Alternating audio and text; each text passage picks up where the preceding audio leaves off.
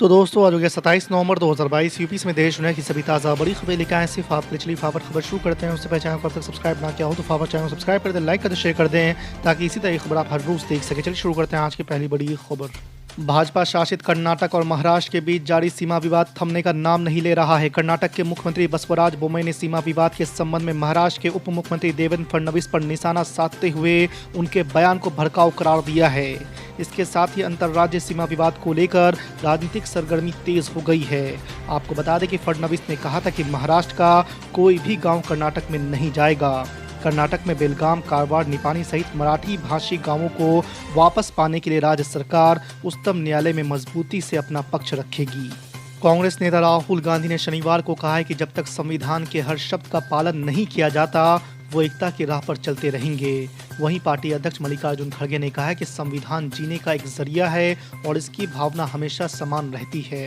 आपको बता दें कि संविधान सभा ने 1949 में भारत का संविधान अपनाया था, इसलिए 26 नवंबर को संविधान दिवस के रूप में मनाया जाता है। गुजरात विधानसभा चुनाव के लिए मतदान की तारीख नजदीक आते ही सरगर्मियां भी बढ़ गई है। चुनाव के लिए भाजपा ने शनिवार को अपना संकल्प पत्र यानी कि घोषणा पत्र जारी कर दिया है। घोषणा पत्र में फ्री चुनावी वादों की झड़ी भी लग गई है। आपको बता दें कि भाजपा के राष्ट्रीय अध्यक्ष जेपी नड्डा ने घोषणा पत्र जारी करते हुए कहा है कि छात्राओं की शिक्षा से लेकर स्वास्थ्य तक भाजपा सरकार वचनबद्ध है। उन्होंने कहा है कि शारदा मेहता योजना के तहत शिक्षा के क्षेत्र में उत्कृष्ट प्रदर्शन करने वाली महिलाओं को फ्री इलेक्ट्रिक स्कूटर दी जाएगी। इसमें आर्थिक रूप से कमजोर बहनों को शामिल किया जाएगा। यही नहीं, आने वाले 5 सालों में महिलाओं को 1 लाख सरकारी नौकरी भी दी जाएगी। दिल्ली की एक अदालत ने जेल में बंद दिल्ली के मंत्री सत्येंद्र जैन की उस याचिका को खारिज कर दिया है जिसमें उन्हें न्यायिक हिरासत के दौरान उनकी धार्मिक मान्यताओं के अनुसार भोजन उपलब्ध कराने का निर्देश दिए जाने की मांग की गई थी। आपको बता दें कि विशेष न्यायाधीश विकास ढूल ने शनिवार को सत्येंद्र जैन की यह याचिका खारिज कर दी है। प्रधानमंत्री नरेंद्र मोदी ने भारत के मुख्य न्यायाधीश DY चंद्रचूड़ की उपस्थिति में सुप्रीम कोर्ट में संविधान दिवस समारोह को संबोधित किया। इस दौरान उन्होंने कहा है कि भारत का संविधान इसकी सबसे बड़ी ताकत है। इस मौके पर प्रधानमंत्री नरेंद्र मोदी ने 4 डिजिटल कोर्ट की भी शुरुआत की। सभा को संबोधित करते हुए प्रधानमंत्री ने कहा कि संविधान देश की प्रगति को आगे बढ़ाने वाली सबसे बड़ी ताकत है। साथ ही पीएम मोदी ने युवाओं से बहस और चर्चा में भाग लेने का आग्रह किया है। दिल्ली में आबकारी नीति घोटाला मामले में सीबीआई की चार्जशीट में मनीष सिसोदिया का नाम नहीं होने पर दिल्ली के मुख्यमंत्री और आम आदमी पार्टी के राष्ट्रीय संयोजक अरविंद केजरीवाल ने हैरानी जताते हुए शनिवार को भाजपा पर निशाना साधा है। केजरीवाल ने कहा है कि आबकारी नीति मामले में अब मनीष सिसोदिया को क्लीन चिट मिल गई है। मुख्यमंत्री ने कहा है कि सीबीआई ईडी के करीब 800 अधिकारी पिछले 4 महीने से इस पर काम कर रहे थे। उन्हें सिर्फ एक काम दिया गया था कि कुछ भी करो, मनीष सिसोदिया को सलाखों के पीछे डाल दो। समाजवादी पार्टी के राष्ट्रीय अध्यक्ष अखिलेश यादव ने कहा कि देश आज संक्रमण काल से गुजर रहा है। संवैधानिक संस्थाएं लगातार कमजोर होती जा रही है। व्यक्ति की स्वतंत्रता का अपहरण हो रहा है। पथ निरपेक्षता का संकल्प दिन पर दिन छीन होते जा रहा है। ये भारत के संविधान की उद्देशिका को भूलने का प्रयास तो नहीं है। अखिलेश यादव ने शनिवार को संविधान दिवस पर लोगों को शुभकामनाएं देते हुए ये बातें कही। गुजरात विधानसभा चुनाव को लेकर सियासत तेज हो गई है। चुनाव में 2002 के गुजरात दंगों की भी एंट्री हो गई है। बीजेपी के प्रचार के लिए गुजरात पहुंचे केंद्रीय गृह मंत्री अमित शाह ने शुक्रवार को सबसे पहले 2002 के दंगों का जिक्र किया। इसके बाद अब इमरान प्रमुख असदुद्दीन ओवैसी ने अमित शाह पर पलटवार किया है।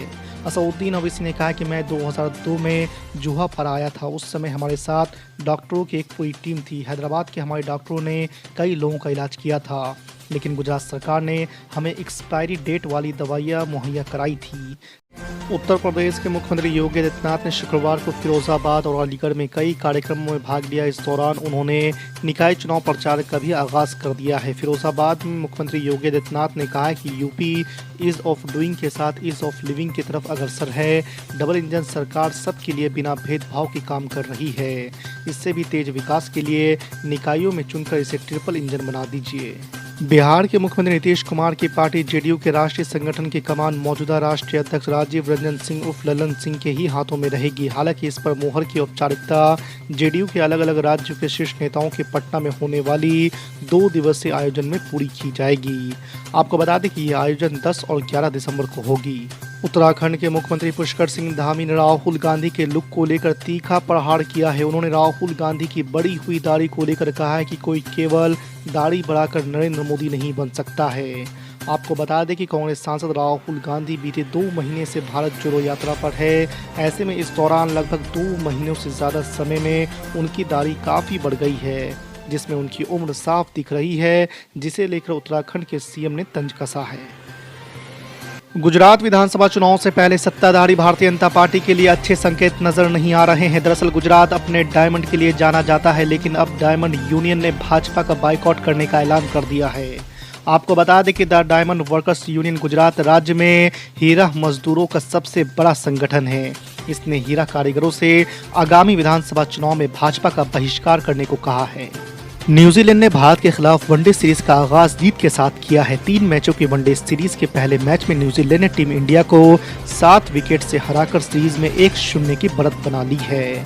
आपको बता दें कि पहले बल्लेबाजी करते हुए भारतीय टीम के सुरेश अय्यर 80 रन, शिखर धवन 72 रन और शुभम गिल के 50 के अर्धशतकीय पारियों के दम पर भारत ने 7 विकेट पर 306 रन बनाए। इसके जवाब में न्यूजीलैंड की टीम ने टॉम लेथम के शतक और केन विलियमसन के अर्धशतकीय पारी के बदौलत 17 गेंद शेष रहते ही मैच अपने नाम किया।